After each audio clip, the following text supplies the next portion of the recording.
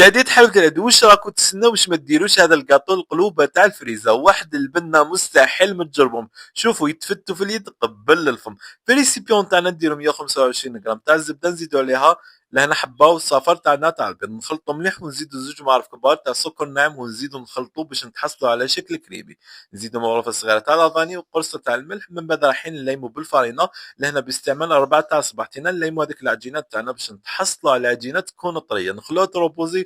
ومن الجهه واحده اخرى نوجدوا الكريمه تاعنا اللي فيها 250 غرام تاع زبده تقابلها 250 غرام تاع السكر الناعم ونزيدوا زوج معالق كبار تاع بودره الشونتي. من بعد راح نتحصلوا على ابن كريمه بولي هذوك ليمون اللي خرجوا جدد تاع القلوب اللي هنا راح تفينوا مليح هذيك العجينه تحكم في ليمون ديروهم يطيبوا على 180 درجه حتى يدوا التحميره.